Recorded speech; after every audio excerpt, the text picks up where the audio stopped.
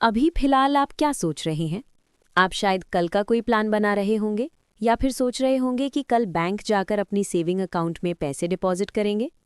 ये भी हो सकता है कि आप एक हेल्दी लाइफस्टाइल फॉलो करने के लिए कोई न्यूट्रिशियस डिश बनाने की सोच रहे हों।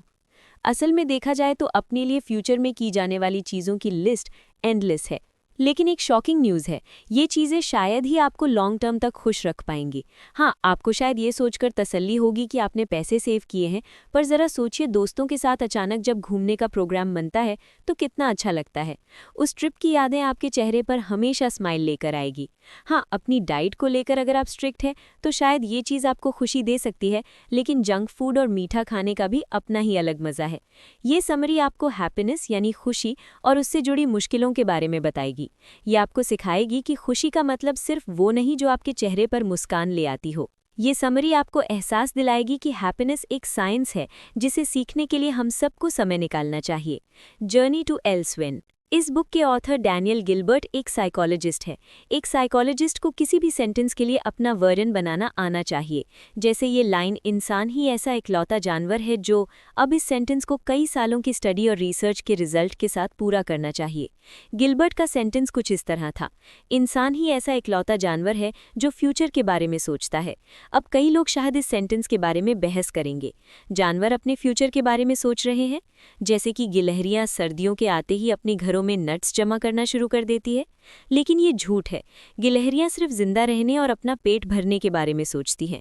वो ज़्यादा नट्स इसलिए स्टोर नहीं करते क्योंकि ठंड का मौसम आने वाले हैं, बल्कि इसलिए करती हैं क्योंकि सर्दियों में धूप कम होने की वजह से उन्हें ठीक से दिखाई नहीं देता। वो पहले से ही खूब सारा खाना जमा करके रख देती हैं ताकि सर्दियों के दौरान उन्हें खाना ढूंढना ना पड़े। उन्हें ठंड के मौसम या मौसम में होने वाले बदलाव से कोई लेना देना नहीं है। उनके लिए सर्दियों का मतलब है धूप का कम हो जाना, बस। क्या आपको पता है, इमेजिनेशन उन ब्रिलियंट चीज़ों में से एक है जो आपका माइंड कर सकता है। ये कोई माइंड ब्लोइंग डिज़ाइन वाली बिल्डिंग या आर्किटेक्चर बनाना नहीं है, बल्कि ये इमेजिन करने की एबिलिटी है। इमेजिनेशन की तुलना फ्यूचर बनाने से की जा सकती है। फ्यूचर बनाना नेक्स्टिंग के फॉर्म में होता है। नेक्स्ट यानी अगला का मतलब है जब आप प्रिडिक्ट कर पाओ कि अब आगे क्या होगा। जैसे एग्जाम्पल के लिए ये बताओ, इस फ्रेज में आगे कौन से शब्द आएंगे? वंस अपॉन, बेशक आप बोलोगे अ टाइम। एक और एग्जाम्पल है फ्रिस्बी को कैच करना। फ्रिस्बी को इंडिया में फ्लाइंग डिस्क कहा जाता है। आप फ्रिस्बी का रास्ता प्रिडिक्ट कर सकते हो कि ये किस डायरेक्शन में जा रही है और उसी हिसाब से अपने हाथ एडजस्ट करके उसे कैच कर सकते हो। एक और एग्जाम्पल है किसी को बीच पर स्विमिंग करते देखना। उसके अंडर वाटर जाते ही आप ये बता सकते हो कि अब वो सांस लेने के लिए कहाँ सिर निकालेगा। फ्यूचर की क्या पॉसिबिलिटीज़ हैं ये बता पाना बड़ी बात नहीं है, वो इसलिए क्योंकि अब तक आपको इसकी आदत पड़ चुकी है। लेकिन क्या आप इमेजिन कर सकते हो कि आपसे नेक्स्टिंग नहीं हो पा रही है? आप हमेशा प्रेजेंट मोमेंट में ही फंसे रहते हैं।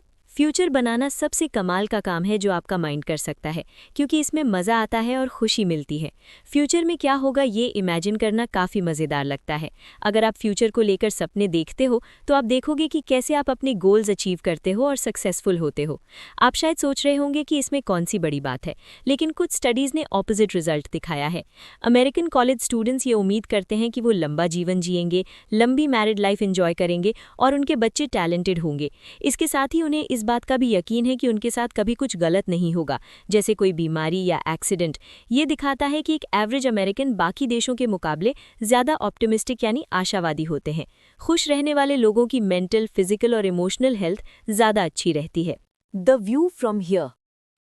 लोरी और रेबा स्कैपल वैसे तो ट्विन्स यानी जुड़वा हैं, पर एक दूसरे से बिल्कुल अलग हैं। जहां लोरी लोगों से मिलना जुलना पसंद करती है और एक हॉस्पिटल में काम करती है, वहीं रेबा शर्मीली स्वभाव की है और पेशे से सिंगर है। आम बहनों की तरह लोरी और रेबा में भी अक्सर बहस होती है, लेकिन उनमें सुलह भी जल्दी हो जाती है। अक्सर ट्विन्स के बीच ऐसा होता है, इसलिए इसमें कोई बड़ी बात नहीं थी।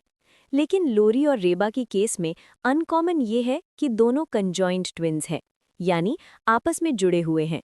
एक और शॉकिंग फैक्ट ये है कि दोनों के सिर आपस में जुड़े हुए हैं, लेकिन इसके बावजूद वो दोनों खुश रहती हैं और काफ़ी ऑप्टिमिस्टिक भी हैं। उनकी लाइफ बेशक बहुत चैलेंजिंग है, लेकिन उनमें से किसी ने भी एक बार भी अलग होने के बारे में नहीं सोचा। लोरी और रेबा को लगता है कि अलग होना उनके लिए बिल्कुल भी ठीक नहीं होगा। अब यहाँ इस सिचुएशन में कई सवाल भी खड़े होते हैं। आपको उनकी स्टेटमेंट पर डाउट हो सकता है। आप शायद सोच रहे होंगे कि वो दोनों सिर्फ ऐसे ही बातें बना रही हैं कि वो खुश हैं। ऐसी सिचुएशन में भला कौन खुश रह सकता है? लेकिन ज़रा एक सवाल खुद से भी पूछिए, क्या हम वाकई में खुशी के असली मायने जानते हैं? क्या खुशी को नापने का कोई पैमाना है जो बता सके कि कौन खुश है और कौन नहीं? क्या हमें ये कहने का हक है कि दो बहनें जो एक दूसरे से जुड़ी हुई हैं वो खुश नहीं हो सकती? सदियों से हैप्पीनेस के बारे में काफ़ी कुछ कहा जाता रहा है। राइटर्स ने इसके बारे में लिखा है और पोएट्स ने हैप्पीनेस के गीत गाए हैं। हैप्पीनेस का कोई एक मतलब नहीं है, बल्कि इसके कई मतलब हैं और इन्हें इमोशनल हैप्पीनेस, मॉरल हैप्पीनेस और जजमेंटल हैप्पीनेस में डिवाइड किया जा सकता है। इमोशनल हैप्पीनेस का मतलब है किसी एक इंसान की फीलिंग या एक्सपीरियंस। ये हर इंसान के लिए अलग अलग होती है। असल में हैप्पीनेस को एग्जैक्ट शब्दों में समझाया नहीं जा सकता है। इसे समझने के लिए किसी और चीज़ के साथ जोड़ना होगा। जैसे एग्जाम्पल के लिए, सैम को प्रमोशन मिली तो वो मिंडी को जाकर ये गुड न्यूज़ देता है। पर सैम अपनी हैप्पीनेस यानी खुशी मिंडी के सामने एग्जैक्टली एक्सप्रेस नहीं कर सकता कि वो कितना खुश है। बस वो इतना कह सकता है कि आज वो उतना ही खुश है जितना कि उस दिन मिंडी हुई थी जब उसने एक टफ एग्जाम पास किया था। इमोशनल हैप्पीनेस एक जानी पहचानी एहसास की तरह है, लेकिन ये कभी-कभी एक बिल्कुल अलग सिचुएशन में भी हो सकती है। जब आपका बेबी पहली बार आपको देखकर स्माइल करता है, तो वो आपके लिए एक इमोशनल हैप्पीनेस का मोमेंट होता है। जब आप कई महीनों के बाद अपने लवर से मिलते हो और उसे गले लगाते हो, तो वो एक इमोशनल हैप्पीनेस का मोमेंट होता है। यानी इमोशनल हैप्पीनेस फीलिंग्स के बारे में है कि आप क्या महसूस कर रहे हैं। इसे किसी एक डेफिनेशन में समेटा नहीं जा सकता है। तो यानी हम सब क्या ढूंढ रहे हैं? इमोशनल हैप्पीनेस ही ना? तो फिर जब हमें ये बात पता है, तो फिर क्यों हैप्पीनेस की बात पर हम इतने कंफ्यूज हो जाते हैं? शायद इसलिए क्योंकि कुछ लोगों के लिए हमेशा हैप्पीनेस की तलाश करना ही सब कुछ नहीं होता है। इसे मॉरल हैप्पीनेस कहते हैं। मॉरल हैप्पीनेस इमोशनल हैप्पीनेस को एक्सेप्ट नहीं करता है। सिर्फ इसलिए जीना क्योंकि आपको किसी न किसी तरह की खुशी चाहिए, एक अच्छी जिंदगी नहीं कही जा सकती। मॉरल हैप्पीनेस अचीव करने के लिए ईमानदारी, सच्चाई और मीनिंगफुल तरीके से लाइफ जीने की ज़रूरत है। आपको खुशी तब मिलती है जब आप अपनी ड्यूटीज़ और जिम्मेदारियां निभाते हो। आपको खुशी तब मिलती है जब आप अपनी पोटेंशियल का सही इस्तेमाल करते हो। ये मॉरल हैप्पीनेस है। कई ग्रेट फिलोसोफर्स और स्कॉलर्स हैप्पीनेस को इसी तरह डिफाइन करते हैं।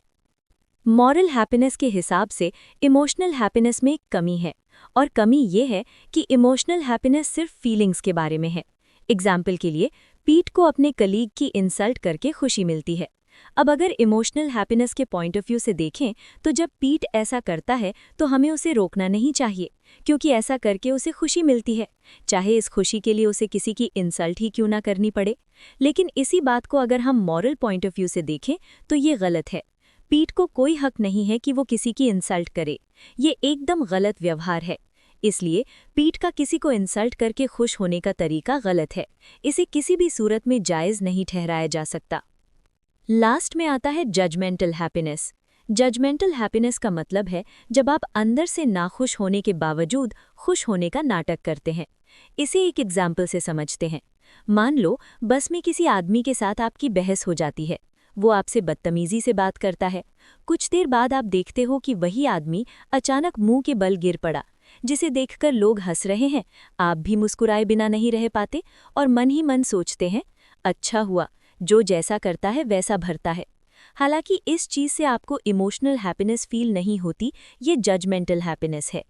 जजमेंटल हैप्पीनेस को डिफाइन करने का एक और तरीका ये है कि ये किसी इंसान के नज़रिए से कहीं ज़्यादा होता है। दूसरे शब्दों में कहें तो ज़रूरी नहीं कि इससे किसी इंसान को खुशी मिले। जैसे कि मान लो आपकी वाइफ आपको बताती है कि उसने हवाई की एक ट्रिप जीती है। वैसे तो ये खुशी की बात है, लेकिन इसका मतलब ये भी है कि वो ट्रिप पर जाएगी और आपके 3 बच्चे घर पर रहेंगे जिनका ध्यान आपको रखना होगा। आप शायद सोचेंगे, वैसे तो मैं खुश नहीं हूँ, पर मैं इस बात से खुश हूँ कि तुम खुश हो। जजमेंटल हैप्पीनेस में खुशी की फीलिंग महसूस नहीं होती। ये मॉरल हैप्पीनेस से भी अलग होता है। इसे सिंपली यूं कहा जा सकता है कि हम बड़े खुश हैं, लेकिन हमें अंदर से वो खुशी महसूस नहीं होती जिसे सच्ची खुशी कहते हैं। इसमें हम बस इंसानियत के नाते या अपने करीबी लोगों का साथ पाने के लिए खुश ना होते हुए भी कहते हैं कि हम खुश हैं, जैसे आपका दोस्त और उसकी एक्स के बीच 5वीं बार ब्रेकअप होने के बाद फिर से पैचअप हो गया है, तो आप कहते हैं कि आप खुश हैं, हालांकि आपको अंदर से सच में खुशी का एहसास नहीं होता। हैप्पीनेस की इन तीनों डेफिनेशन के बीच फ़र्क करना मुश्किल हो सकता है। जैसे किसी स्पेसिफिक सिचुएशन में आपको सच में अच्छा लग रहा है, तो क्या आप इस वजह से खुश हैं, या आप इसलिए खुश हैं क्योंकि आपका एक्शन या जो आपने किया वो मॉरल नज़रिए से सही था, या शायद आप इसलिए बहुत खुश हैं क्योंकि वो सिचुएशन ही खुशी वाली है। ये लिस्ट अभी ख़त्म नहीं हुई है। क्या हैप्पीनेस का अलग अलग लेवल भी हो सकता है? जैसे मान लो किसी की हेल्प करके आपको खुशी मिलती है और अपनी फेवरेट आइसक्रीम खाकर भी आपको खुशी मिलती है, लेकिन इन दोनों सिचुएशन में जो हैप्पीनेस आप फील करते हो, क्या वो सेम है या फिर अलग है? सच तो ये है कि इन सवालों का कोई फिक्स या एग्जैक्ट जवाब नहीं है। दुनिया के कई ग्रेट फिलोसोफर्स और थिंकर्स सदियों से इस सवाल का जवाब ढूंढने की कोशिश कर रहे हैं, पर आज तक इस सवाल का जवाब नहीं मिल पाया है। ये जो भी हो, बस इतना कहा जा सकता है कि शायद खुशी कुछ हद तक पर्सनल इमोशनल एक्सपीरियंस हो सकती है। Outside looking in. मान लो आप एक कंफर्टेबल से कैफ़े में बैठे हो। आपने अपनी फेवरेट कॉफ़ी ऑर्डर की और आपके सामने झील का खूबसूरत नज़ारा है। आप कॉफ़ी की चुस्कियां लेते हुए अपने फेवरेट ऑथर की बेस्ट सेलर बुक एंजॉय कर रहे हो। आपके सिवा उस कैफ़े में एक यंग कपल बैठा है और कोई नहीं है। आप बुक के 3rd पेज पर हो। आपको पढ़ने में मज़ा आ रहा है। आप सोचते हो कि ये ऑथर आपका फेवरेट क्यों है। उनमें राइटिंग टैलेंट है और वो बड़ी स्किल के साथ फीलिंग्स को एक्सप्रेस करती है।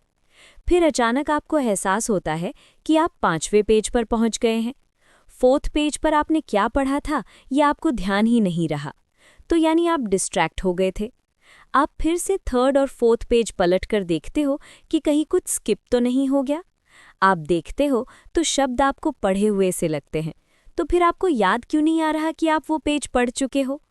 इस कन्फ्यूजन की वजह से आपके माइंड में कई सवाल उठते हैं।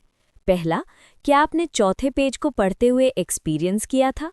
दूसरा, क्या आप जानते थे कि आप 4थे पेज को एक्सपीरियंस कर रहे? तो इसका जवाब है हाँ और ना। लेकिन ऐसा क्यों? हम बताते हैं। हाँ, आपको 4th पेज पढ़ने का एक्सपीरियंस हुआ। एक्सपीरियंस लैटिन वर्ड एक्सपीरियंटी से आया है, जिसका मतलब होता है ट्राई करना। इसका मतलब है कि आपने 4th पेज पढ़ने को एक्सपीरियंस किया था, लेकिन ये चीज़ आपको याद नहीं है, या यूँ कहें कि आप उस एक्सपीरियंस के बारे में अवेयर नहीं थे कि आप 4th पेज पढ़ रहे हो। अवेयर ग्रीक शब्द हौरान से आया है, जिसका मतलब होता है देखना। किसी चीज़ के बारे में अवेयर होने का मतलब है कि आप उस इवेंट को ऑब्जर्व कर रहे हो, यानी 4th पेज पढ़ने का एक्सपीरियंस होने का मतलब है कि आप उस एक्टिविटी में शामिल थे। लेकिन अगर आप सिर्फ इस बात से अवेयर हैं कि आपके सामने एक बुक रखी है, तो आप उसमें शामिल नहीं होते हो, आप सिर्फ उस बुक को ऑब्जर्व कर रहे हो। अवेयरनेस और एक्सपीरियंस में फ़र्क होता है। ये चीज़ इमोशंस पर भी अप्लाई होती है। समंथा हर उस इमोशन और फीलिंग को बड़े अच्छे से एक्सप्रेस करना जानती है जो वो महसूस करती है। वो पूरी तरह अपनी फीलिंग्स के साथ जुड़ी हुई है और जो फील करती है उसे एक्सप्रेस करने में हिचकती नहीं है। वो अपनी फीलिंग्स के बारे में अवेयर रहती है। लेकिन क्रिस्टन एकदम अलग है। समंथा या किसी और की तरह उसके अंदर भी इमोशन है, उसकी भी अपनी फीलिंग्स है, पर वो उन फीलिंग्स को खुलकर एक्सप्रेस नहीं कर पाती है। अगर उससे पूछा जाए तो वो बस इतना कहती थी ठीक है या ठीक नहीं है। अगर उसे और एक्सप्रेस करने को कहा जाता तो वो कहती मुझे नहीं पता।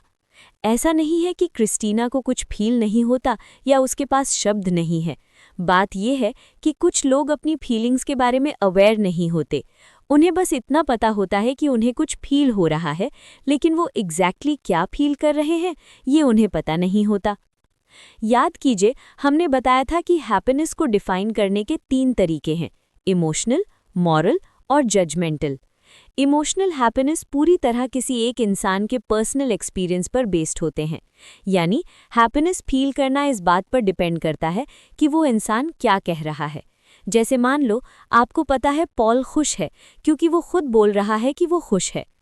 चलिए वापस क्रिस्टीन के एग्जाम्पल पर चलते हैं। क्रिस्टीन की तरह ही ऐसे कई लोग हैं जो अपनी फीलिंग्स के बारे में अवेयर ही नहीं होते, बल्कि शायद क्रिस्टीन जैसे लाखों लोग होंगे। तो साइकोलॉजी इस चैलेंज को कैसे दूर कर सकता है? अगर कुछ लोग अपनी फीलिंग्स के बारे में जानते ही नहीं हैं, तो भला इमोशनल हैप्पीनेस को एक्यूरेटली कैसे मेजर किया जाए? क्या इसका ये मतलब है कि हैप्पीनेस को कभी एक्यूरेटली स्टडी ही नहीं किया जा सकता है? यहाँ ऐसे 3 प्रिंसिपल्स हैं जो हमें याद रखने चाहिए। ये प्रिंसिपल्स हमें सब्जेक्टिव यानी पर्सनल हैप्पीनेस को और भी करेक्टली स्टडी करने में हेल्प कर सकते हैं। पर्सनल हैप्पीनेस स्टडी करना हमारे लिए अनगिनत पॉसिबल डिस्कवरीज का रास्ता खोल सकता है। जैसे किसी को खुश करने के लिए क्या किया जा सकता है, किसी की सेटिस्फैक्शन को कैसे बढ़ाया या घटाया जा सकता है। पहला प्रिंसिपल है कि किसी भी इंसान के पर्सनल एक्सपीरियंस या हैप्पीनेस को एग्जैक्टली स्टडी करने का कोई परफेक्ट मेथड नहीं है। ज़रा आप brain scanner, lie detector, thermometer और बैरोमीटर के बारे में सोचिए। ये वो डिवाइस है जो अलग अलग चीज़ें मेजर करता है, लेकिन क्या ये हमेशा एक्यूरेट रिजल्ट देते हैं? बेशक नहीं, इनमें भी कई बार गलतियां होती हैं। कोई भी मशीन परफेक्ट नहीं होती। दूसरा प्रिंसिपल है कि एक इंसान के पर्सनल एक्सपीरियंस का रियल टाइम रिपोर्ट में सबसे कम गलतियां होती हैं। यानी किसी से डायरेक्टली ये पूछना कि तुम खुश हो या नहीं, हैप्पीनेस को मेजर करने का सबसे एक्यूरेट तरीका है।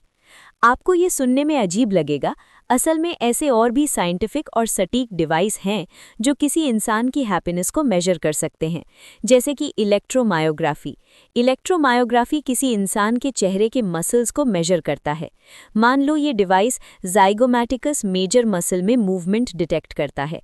ये मसल मुंह के पास वाले हिस्से में होता है। अब अगर ये ऊपर की तरफ बढ़ता है तो आपके चेहरे पर स्माइल आ जाएगी। ये इशारा है कि आप खुश हो। कोई रिसर्चर ये दावा कर सकता है कि एक इंसान के फिजियोलॉजिकल साइन यानी शारीरिक साइन को मापना ये जानने का बेस्ट तरीका है कि वो खुश है या नहीं, लेकिन इसका उल्टा भी हो सकता है। हम बस फिजियोलॉजिकल साइन देखते हैं जब कोई ये कहता है कि वो खुश है। ये साइन सिर्फ उस इंसान की हैप्पीनेस को दिखाते हैं। इसके अलावा एक और बात है, ज़ाइगोमैटिकस मेजर मसल में मूवमेंट हुई तो इसका ये मतलब बिल्कुल नहीं है कि वो इंसान पक्के तौर पर खुश है। ऐसा भी हो सकता है कि वो सिर्फ अपना मुंह हिला रहा हो, और मुंह हिलाना हमेशा मुस्कुराना नहीं होता। किसी इंसान की खुशी मेजर करने का बेस्ट तरीका यही होगा कि हम ये पता करें कि वो वाकई में कितना खुश फील कर रहा है। वो इसलिए क्योंकि इंसान खुद अपने बारे में बेस्ट बता सकता है। वो खुश है या नहीं, इस बारे में उसका खुद का नज़रिया एक बड़ा फैक्टर है। वो इसलिए क्योंकि सिर्फ वही बता सकता है कि वो अंदर से कैसा महसूस कर रहा है। तीसरा प्रिंसिपल है, हमेशा खामियों यानी इम्परफेक्शंस को लेकर माइंडफुल यानी अवेयर रहिए। मान लो आप जो चश्मा हमेशा पहनते हो वो एक कोने से थोड़ा सा टूट गया है और ये बात आपको पता नहीं चली। अब आप जहां देखोगे आपको क्रैक या कोई चीज़ टूटी हुई दिखेगी। जब आप ये बात किसी से कहेंगे तो उन्हें ये सुनकर अजीब लगेगा, क्योंकि उन्हें सब कुछ ठीक ठाक नजर आ रहा होगा। आपको लगेगा क्रैक उन चीज़ों में है जो आपके सामने हैं, जबकि हकीकत में प्रॉब्लम आपके चश्मे में है। ऐसा तब तक होता रहेगा जब तक कि आप नया चश्मा नहीं खरीद लेते या उसे रिपेयर नहीं करा लेते। एक लॉ है जिसे statisticians law of large numbers कहते हैं। ये लॉ कहता है कि अगर नंबर बहुत बड़ा है तो उसका अपील और इफेक्ट भी बहुत बड़ा होता है। जैसे कि हैरी ने रायन को सिक्का उछालने का गेम खेलने के लिए चैलेंज किया कि अगर हेड्स आया तो रायन हैरी को ड्रिंक की ट्रीट देगा। अब मान लो 4 में से 3 बार हेड्स आता है। रायन शायद सोचेगा उसका लक खराब है, शायद सिक्के में कुछ गड़बड़ है या हवा रायन के खिलाफ बह रही है। ये खामियां सिक्के उछालने के रिजल्ट को इन्फ्लुएंस कर सकते हैं। लेकिन अगर यही सिक्का 4 मिलियन बार उछाला जाए तो क्या होगा? रायन शायद ये कहेगा कि हैरी ने चीटिंग की है और उसके साथ नाइंसाफी हुई है। वो ये भी भूल जाएगा कि अभी थोड़ी देर पहले ही वो छोटे छोटे इम्परफेक्शंस के बारे में सोच रहा था। इतने बड़े नंबर के सामने ऐसा होता है। इसी तरह आप लॉ ऑफ लार्ज नंबर्स को हैप्पीनेस में भी अप्लाई कर सकते हो। चलो यहाँ पॉपी और विलियम के एग्जाम्पल से इस बात को समझने की कोशिश करते हैं। मान लो आपने पॉपी को $1 मिलियन दिए, जबकि विलियम को आपने एक गन दे दी। अब आप उनसे पूछो कि वो दोनों कितने खुश हैं। पॉपी तो कहेगी कि वो बेहद खुश है, जबकि विलियम बोलेगा कि उसके हाथ में गन है तो उसे अच्छा ही लग रहा है। उनके शब्दों के हिसाब से सोचें तो दोनों खुश हैं, लेकिन ये ध्यान रहे कि हर इंसान के पर्सनल रिपोर्ट में इम्परफेक्शंस हो सकते हैं। दोनों कह तो रहे हैं कि वो खुश है, पर उनकी खुशी का लेवल अलग अलग है। पॉपी बेशक ये बोल रही है कि वो खुश है, पर उसे लगता है कि अगर उसके पास $2 मिलियन होते तो वो शायद और खुश होती। विलियम भी ये बोल रहा है कि वो खुश है, लेकिन अगर उसे गन के साथ साथ $1 मिलियन मिल जाते तो उसकी खुशी का कोई ठिकाना नहीं रहता। तो डिसाइड करने के लिए क्या करना चाहिए कि अगर दो लोगों को दो अलग अलग चीजें मिली हैं तो उनकी खुशी का लेवल सेम है या नहीं। यहाँ पर लॉ ऑफ लार्ज नंबर्स काम आएगा। 1 मिलियन लोगों को $1 मिलियन दो और 1 मिलियन लोगों को 1 मिलियन गन दो। अब आप देख सकते हो कि जिन लोगों को पैसे मिले हैं वो उन लोगों से ज्यादा खुश हैं जिन्हें गन मिली है। आप ये तय कर सकते हो, हाँ, दोनों ग्रुप के लोग खुश हैं, लेकिन जिन्हें पैसे मिले वो दूसरे ग्रुप से ज्यादा खुश हैं। ये है नंबर्स की पावर। ज्यादा एक्यूरेट रिजल्ट के लिए हजारों लोगों को और उनके रिस्पॉन्स को स्टडी करना चाहिए। Time bombs. अब आपको पता है कि हैप्पीनेस एक ऐसा कॉन्सेप्ट है जिस पर बहुत रिसर्च किया गया है। ये उतना ही ज़रूरी है जितना बाकी फील्ड्स जैसे साइंस वगैरह में ब्रेक थ्रू होता है। लेकिन अभी भी इस सवाल का जवाब हर कोई जानना चाहता है कि आखिर खुश रहने के लिए इंसान क्या कर सकता है। क्या वाकई में ऐसा कोई तरीका है कि हम बगैर कोई कॉम्प्रोमाइज़ यानी समझौता किए या बिना किसी शर्त के हमेशा खुश रह सके? बेशक है। हैप्पीनेस एक ऐसा प्योर कॉन्सेप्ट है जिससे इंसान का कभी मन नहीं भर सकता, और इसका जवाब एकदम सिंपल है, टाइम और वैरायटी। एक सिचुएशन को इमेजिन करो कि आप और आपका फ्रेंड नोएल एक नए फैंसी रेस्टोरेंट में जाते हो जो पहले से ही आपके शहर में बेस्ट रेस्टोरेंट के तौर पर फेमस हो चुका है। वैसे तो इस रेस्टोरेंट में एक से बढ़कर एक डिश मिलती है, पर आप दोनों डक रोस्ट ट्राई करना चाहते हो। लेकिन अगर आप दोनों एक ही डिश ऑर्डर करोगे तो खाना ज़्यादा हो जाएगा और वेस्ट भी हो सकता है। खाने में अगर वैरायटी ना हो तो डिनर कितना डल भी हो सकता है। तो आप स्टेक डिश ऑर्डर करने की सोचते हो। इस तरह आप दोनों अपना अपना खाना शेयर करके दो अलग अलग डिश को एंजॉय कर सकते हो। नोएल आपसे थोड़ा स्टेक शेयर कर लेगा और आप उसका थोड़ा डक रोस्ट टेस्ट कर लोगे। आपके इस फूड सिलेक्शन से हेड वेटर बड़ा इम्प्रेस होता है। वो आपसे कहता है कि आप दोनों की चॉइस बहुत अच्छी है। वो आपसे इस कदर इम्प्रेस होता है कि आपको महीने में एक बार रेस्टोरेंट में आने के लिए इनवाइट करता है। वो जानना चाहता है कि इन दोनों डिशेस के बारे में आपका क्या फीडबैक है। अब जाहिर सी बात है आप इस वार्म वेलकम से बड़े खुश हैं, लेकिन एक प्रॉब्लम है। इस रेस्टोरेंट में कुछ इंग्रेडिएंट्स बीच बीच में अवेलेबल नहीं होते, इसलिए आपको अभी डिसाइड करना होगा कि अगले कुछ महीनों में जब आप यहाँ आओगे तो कौन कौन सी डिशेस खाना पसंद करोगे। आपको सी फूड पसंद नहीं है, इसलिए आप उस तरह की डिश से दूर रहते हो। आप वेजिटेबल लवर भी नहीं हो। आपको पोर्क, चिकन और बाकी के मीट की वैरायटी पसंद है, जिनमें से आप चूज करते हो। लेकिन जब तक आप खाना खत्म करके उठते हो, आपकी खुशी का लेवल घट जाता है। ऐसा क्यों? वो इसलिए क्योंकि कोई भी खूबसूरत चीज़ हो, जैसे कि फैंसी फूड भी, एक ना एक दिन आप इन सब से बोर हो ही जाते हैं, क्योंकि ये चीज़ें ऐसी हैं जो रेयर नहीं है। आप आए दिन इन चीज़ों को एक्सपीरियंस करते रहते हो। जैसे एग्जाम्पल के लिए आपके पार्टनर ने जब आपको पहली बार आई लव यू कहा था तो आपको कैसा फील हुआ था? जाहिर है आपके लिए ये एक यूनिक और रोमांटिक एक्सपीरियंस रहा होगा। लेकिन अगर वही आई लव यू दिन में 100 बार बोला जाए तो आपको कैसा लगेगा? क्या आपको वही एक्साइटमेंट और वही खुशी फील होगी जो पहली बार हुई थी? साइकोलॉजिस्ट इसी चीज़ को हैबिचुएशन यानी आदत या आदी होना कहते हैं। इसका मतलब है कि जब आप किसी भी चीज़ या किसी इवेंट या इंसान के आदी हो जाते हैं, क्योंकि वो हमेशा आपके लिए या आपके पास मौजूद होता है। आप जब नोएल के साथ पहली बार उस फैंसी रेस्टोरेंट में गए थे तो आपको बहुत खुशी हुई थी।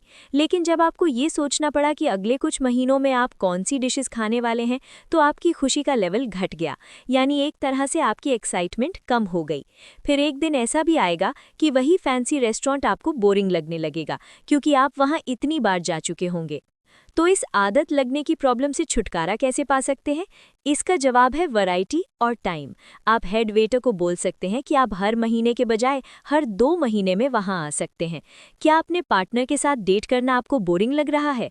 तो नई चीज़ों को साथ में ट्राई करो। जैसे डेट के लिए उसी पुराने रेस्टोरेंट में जाने के बजाय हाइकिंग पर जाओ। आपको पता है कि आपको क्या खुश करता है, लेकिन वही चीज़ आपको हर बार वैसी ही खुशी दे, इसके लिए आप उसे कभी कभार करें या फिर उसमें ही कोई न्यू वैरायटी ऐड कर सकते हैं। एक और एग्जाम्पल है, वर्क फ्रॉम होम पहले लोगों को काफ़ी एक्साइटिंग लगता था, लेकिन अब आप इससे भी बोर हो गए होंगे, क्योंकि लंबे समय तक एक रूम में बैठकर लगातार काम करना भी इंसान को थका देता है।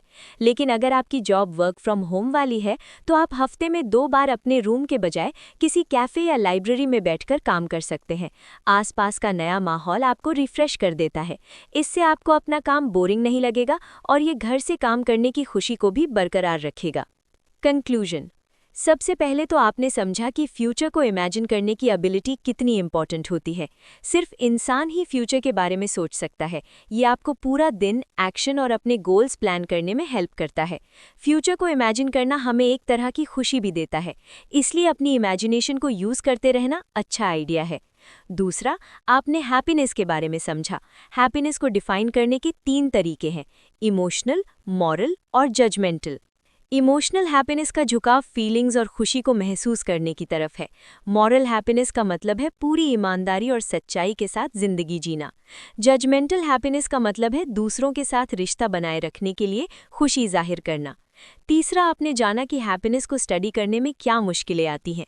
असल में हैप्पीनेस को स्टडी करने का कोई परफेक्ट मेथड नहीं हो सकता, इसलिए किसी की हैप्पीनेस लेवल को जानने का एक ही तरीका है कि आप खुद उनसे पूछ लो कि वो कितने खुश हैं।